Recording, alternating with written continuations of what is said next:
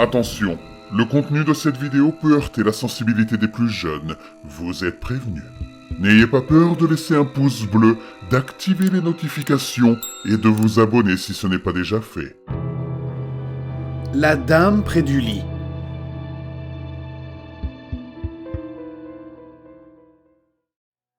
Je m'intéresse vivement au surnaturel depuis l'âge de 7 ans.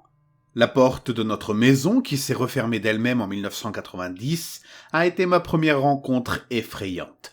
Oui, je sais, il y a des choses plus effrayantes que cela dans le monde. Mais depuis lors, j'ai eu plusieurs autres expériences, certaines similaires et d'autres un peu plus intenses. Je ne sais pas pourquoi je suis si malchanceux, mais le paranormal m'a suivi dans presque toutes les maisons où j'ai vécu et dans tous les lieux où j'ai travaillé. Notre lieu de résidence actuel ne fait pas exception. Nous vivons dans un petit appartement de 2 chambres. Ma femme, moi-même et nos 2 enfants Nick et Candice y vivons heureux depuis environ 5 ans. C'est près de leur école, près de notre lieu de travail, près de chez mes parents et de chez mes beaux-parents et près d'un centre commercial. De temps en temps, nous avons entendu des sons étranges dans notre maison, surtout la nuit, mais rien qui ne nous ait vraiment convaincus qu'il s'agissait d'un phénomène surnaturel. En raison de la taille de notre maison, il est assez facile de capter des sons et des petits bruits provenant de n'importe quelle pièce, et nous trouvons généralement des explications rationnelles à ces bruits. C'est probablement le vent qui a soufflé sur le récipient posé sur le comptoir de la cuisine, ou bien les piles de ce jouet sont vieilles, c'est probablement pour cela qu'il s'est mis à jouer tout seul. Le problème, c'est que nous ne nous sommes jamais levés pour enquêter. Je pense qu'au fond de nous-mêmes, sans vouloir nous l'avouer l'un à l'autre, ma femme et moi, nous craignions de tomber sur quelque chose que nous ne voulions pas vraiment voir.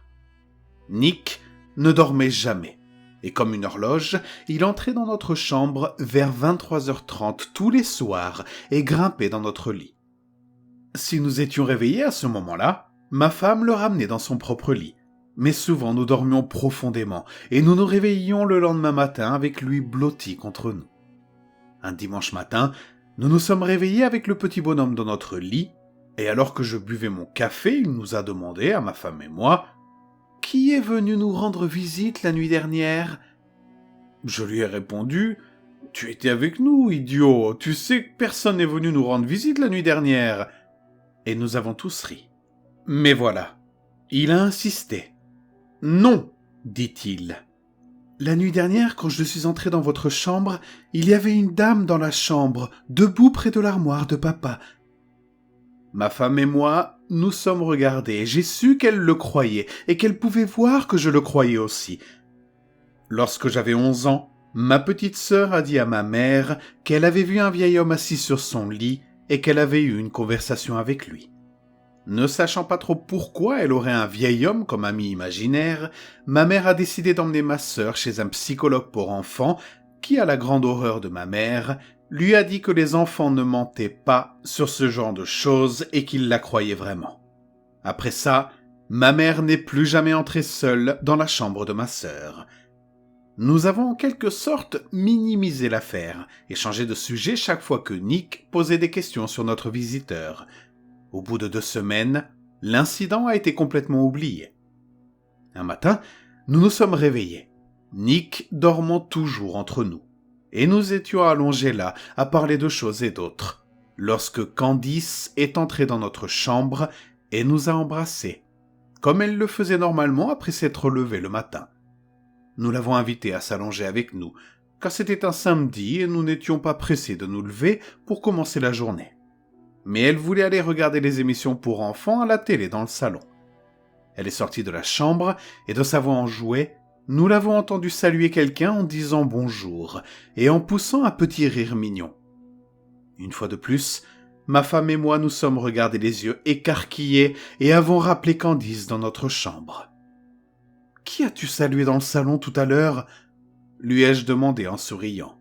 « La vieille dame, papa » a-t-elle répondu. Je me suis levé, et j'ai marché jusqu'au salon, et je n'ai évidemment vu personne.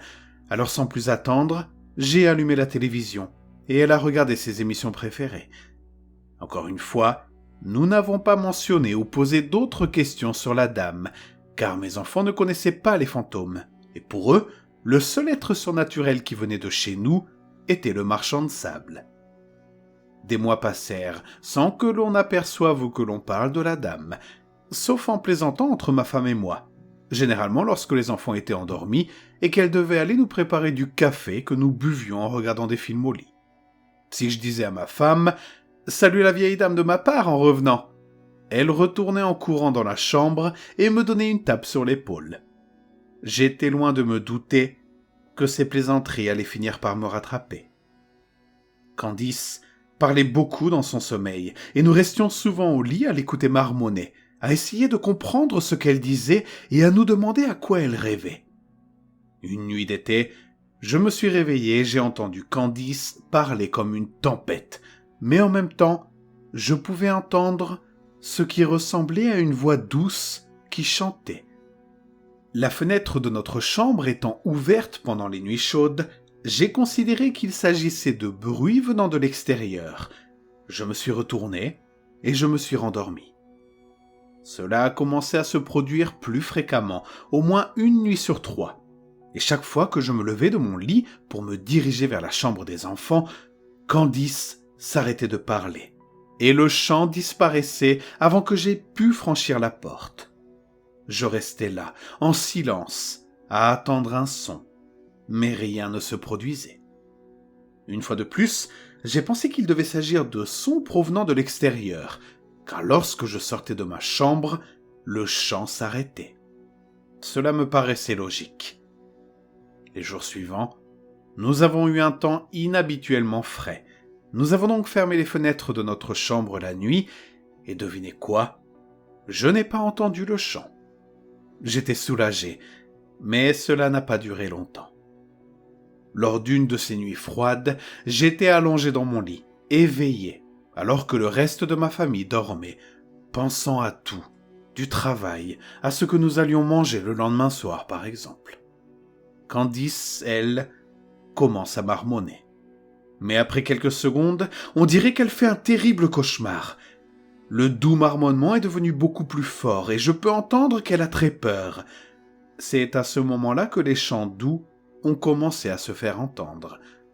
Chaque pas que je faisais vers la chambre des enfants faisait battre mon cœur un peu plus vite, car le chant devenait de plus en plus fort, de plus en plus clair, alors qu'auparavant, il disparaissait à mesure que j'approchais de leur chambre. Debout devant la porte des enfants, j'ai entendu le marmonnement de Candice s'éteindre, mais le chant doux, clairement une voix de femme, a continué. Des frissons m'ont parcouru l'échine.